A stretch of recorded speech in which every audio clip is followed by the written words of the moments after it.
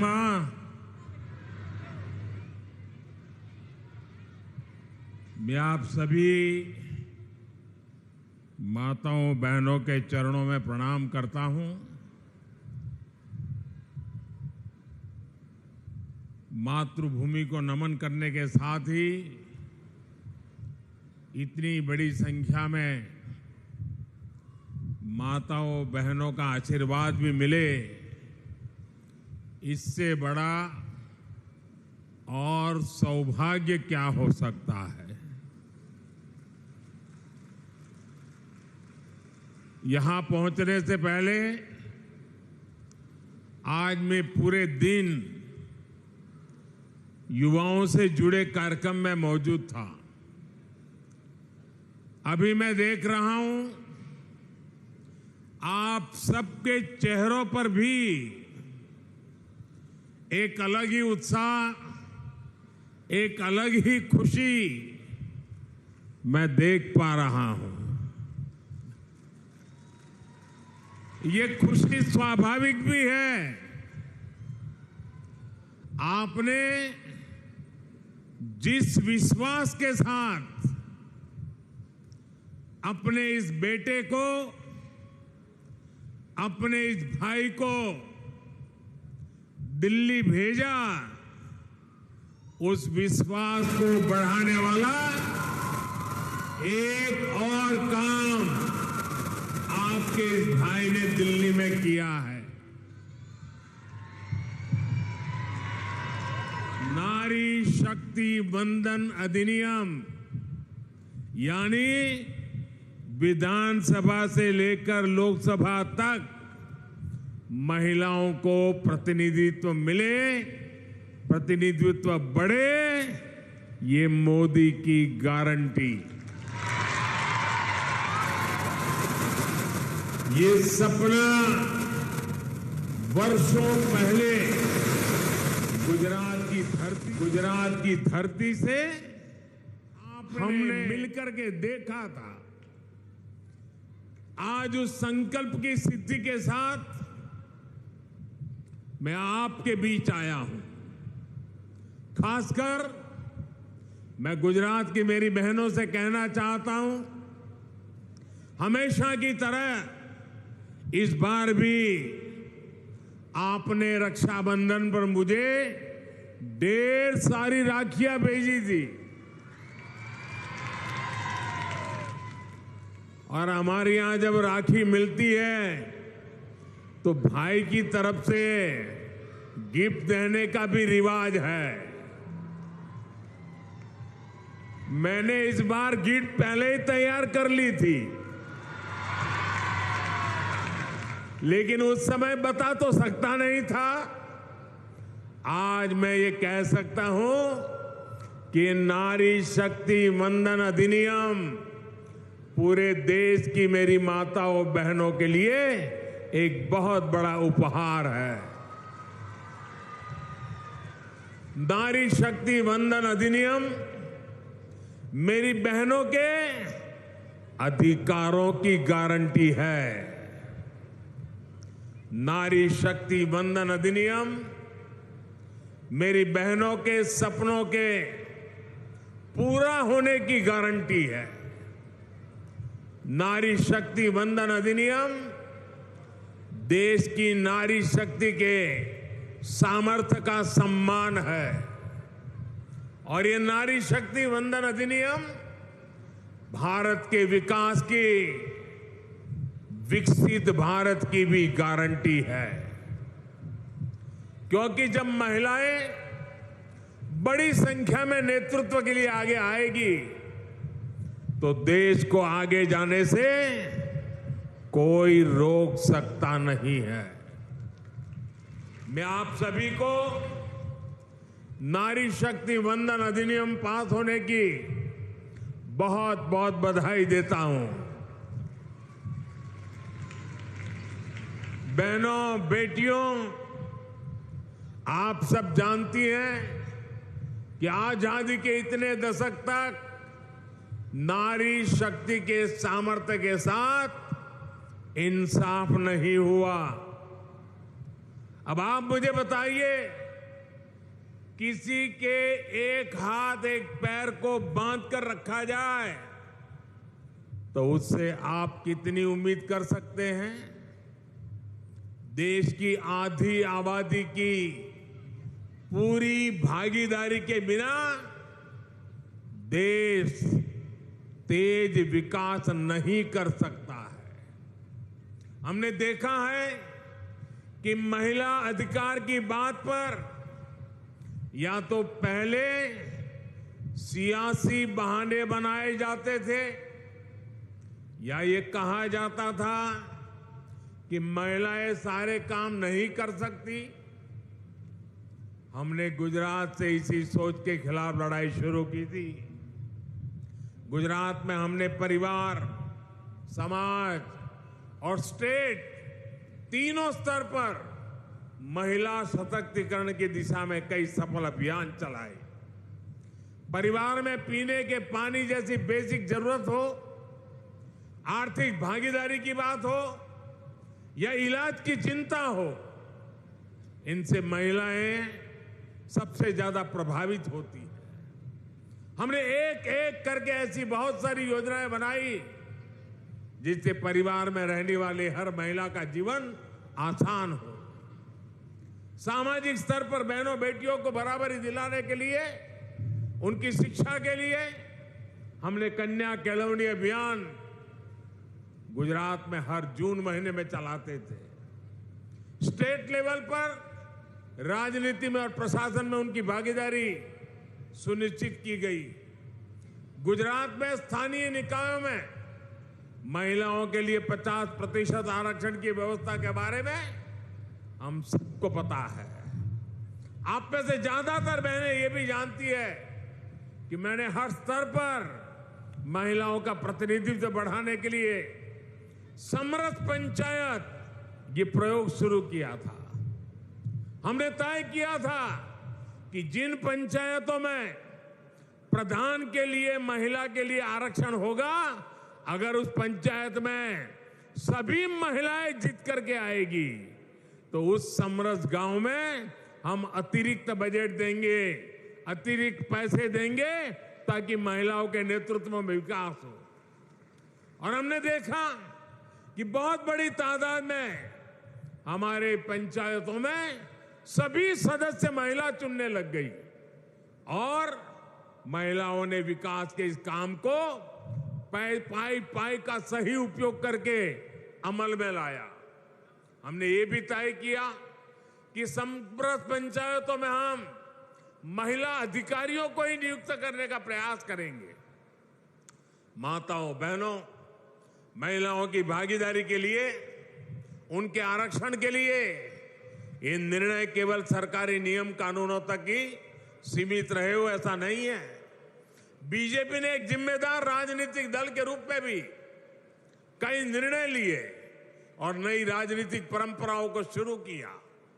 स्थानीय निकायों में जो 4 प्रमुख पद होते हैं, mayor, deputy mayor, standing committee chairman और दल का नेता, हमने तय किया कि इनमें से कम एक महिलाओं को लिए रिजर्व हो और वहां अगर एससी कम्युनिटी है तो एसटी कम्युनिटी है तो एसटी, उनको भी इसका एक पद दिया जाए। ये पद हमारे दलित समाज, हमारे आदिवासी समाज, उनके लिए हमने करने का प्रयास किया। गुजरात में ये जो सफल प्रयोग हमने किए, इससे हमें महिलाओं के लिए काम करने का एक अनुभव भी मिला, आत्मविश्वास भी मिला।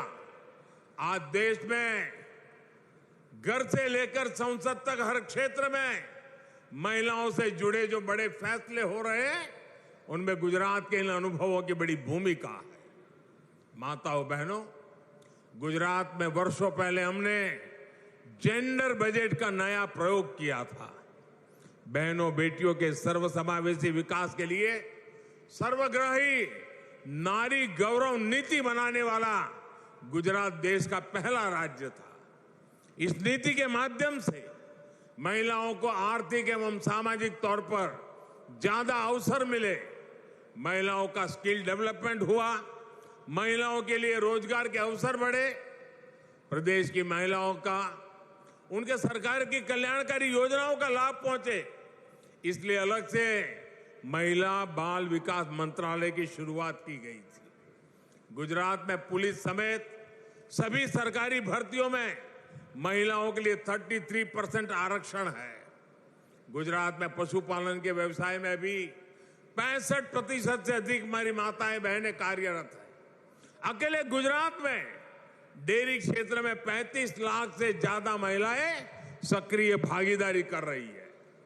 महिलाओं को पशुपालन व्यवसाय में बल मिले, इसलिए प्रदेश में महिला दूध सहकारी मंडलियों का गठन किया गया। हमने उस समय ही डेयरी के पेमेंट के लिए डिजिटल पेमेंट की व्यवस्था शुरू की थी। आज इसी वजह से हर रोज करीब करीब 30 करोड़ रुपए का भुगतान सीधे महिलाओं के ही खातों में भेजा जाता है। महिलाओं के खातों में सीधे डिजिटल पेमेंट की व्यवस्था का बहुत बड़ा लाभ हमारी माताओं बहनों को मिला है। साथियों, गुजरात की आदिवासी महिलाओं को सशक्त करने के लिए वन व्यवस्थापन मंडलियों में महिलाओं को प्रमुखता से स्थान दिया गया था। आज लाखों महिलाएं वन विकास में अपना योगदान दे रही है। गुजरात में महिलाओं को स्वरोजगार में परेशानी ना आए, इसलिए महिला आर्थिक विकास निगम की शुरुआत की थी। महिलाओं के आर्थिक सशक्तिकरण के लिए मिशन मंगलम की शुरुआत की गई। महिलाओं के हुनर को बल मिले, इसलिए सखी मंडलों का गठन किया गया। आज गुजरात में 2.5 लाख से ज्यादा सखी मंडल कार्यरत है और उनके बनाए गए उत्पादनों की बिक्री के लिए खास मेलों का आयोजन किया जाता है। गुजरात में एक समय माता मृत्यु दर काफी ज्यादा हुआ करती थी। प्रसूता माताओं को बचाने के लिए हमने चिरंजीव योजना शुरू की, उनके पोषण पर काम किया और आज के नतीजे हम देख रहे हैं। साथियों, ये सब कोई ऐसे ही चलने वाली सामान्य प्रक्रियाएं नहीं थी। इसके पीछे एक लंबी सोच थी, सोची समझी दूरगामी रणनीति थी। आज इसका प्रभाव हम गुजरात में देख रहे हैं। आपसे मैं भी अनेक बहनें ऐसी होगी जिन्हें नीतियों के कारण लाभ हुआ है, जीवन में आगे बढ़ने का अवसर मिला है। साथियों, पानी समितियों में महिलाओं की भागीदारी, महिला नेतृत्व की शुरुआत भी हमने सबसे पहले गुजरात से ही की थी। गुजरात की पानी समिति की इस व्यवस्था को अंतर्राष्ट्रीय अवार्ड भी मिला था। मुझे याद है कि इस पहल के लिए गुजरात को न सिर्फ राष्ट्रीय स्तर बल्कि अंतर्राष्ट्रीय स्तर पर भी सराहना मिली थी। गुजरात को यूनाइटेड नेशन और कॉमनवेल्थ एसोसिएशन से 2 बड़े अंतर्राष्ट्रीय अवार्ड भी मिले थे।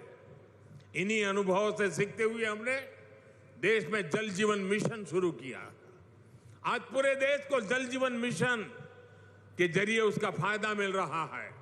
माताओं बहनों, बीते 9 वर्षों में हमने देश में महिलाओं के लिए जन्म से लेकर के वृद्धावस्था तक पूरे जीवन को बेहतर बनाने के लिए काम किया है। हमारे देश में कन्या भ्रूण हत्या से लेकर बच्चियों की अशिक्षा तक ऐसे कितने सामाजिक कलंक लगते थे। हमने बेटी बचाओ बेटी पढ़ाओ अभियान शुरू किया। आज हम गर्व से दुनिया के सामने कह सकते हैं कि देश में महिला पुरुष अनुपात तेजी से सुधरा है। हमने गर्भवती महिलाओं के लिए मातृ वंदना जैसी संवेदनशील योजना चलाई, पोषण की चिंता करना शुरू किया। आज देश में बच्चे के जन्म के समय होने वाली मां और बच्चे दोनों की मृत्यु दर में कमी आई है। स्वच्छ भारत अभियान के तहत हमने स्कूलों में शौचालय बनवाए। सुकन्या समृद्धि योजना के माध्यम से बेटियों के नाम पर जो बचत होती है उस पर ज्यादा ब्याज मिलता है। जब बेटियां पढ़कर आगे बढ़ती हैं तो उनके कैरियर के लिए सेना से लेकर माइनिंग तक हर क्षेत्र में दरवाजे खोल दिए गए। इससे बेटियों में पीछे होने की भावना खत्म हुई है, एक आत्मविश्वास आया है और आज देश की इंडस्ट्री हो या खेल का मैदान, बेटियां हर जगह नई बुलंदियों को छू रही है, देश का नाम बढ़ा रही है। कल ही हमारी वुमेन क्रिकेट टीम ने एशियन गेम्स में गोल्ड मेडल जीतकर भारत का परचम फहराया। माताओं बहनों, ये आपकी बढ़ती ताकत का ही नतीजा है कि नारी शक्ति मंथन अधिनियम संसद में रिकॉर्ड मतों से पास हुआ है। जिन लोगों ने दशकों तक इस लटका कर रखा था, उन्हें भी आपके डर से ही इसका समर्थन करने के लिए मजबूर होना पड़ा है और वोट डालना पड़ा है। ये आपकी मजबूती है जो उन्हें मजबूर कर रही है। आपने देखा होगा अपने बयानों में लोग कैसे कैसे किंतु परंतु लगा रहे थे, कैसे कैसे बहाने बना रहे थे। इन्होंने महिलाओं को अलग अलग वर्गों में बांटकर आपकी ताकत को कमजोर करने का पैंतरा भी चला। लेकिन जब इन्हें लग गया कि ये सरकार पीछे हटने वाली नहीं है, जब उन्हें लग गया कि देश की महिलाएं देख रही हैं कि संसद के भीतर क्या हो रहा है, तो इन्हें मन मानकर मजबूर होकर इस कानून के पक्ष में वोट करना पड़ा। मैं आप सभी को इस बहुत बड़ा काम और आपने इतनी बड़ी संख्या में आकर के आशीर्वाद दिया, इसलिए मैं आपका आभार भी व्यक्त करता हूं, आपको बहुत बहुत बधाई भी देता हूं। जल्द ही इस कानून की ताकत से आप सब देश की बेटियां ज्यादा संख्या में विधानसभा और संसद में भी पहुंचेगी और देश की आवाज बनेगी।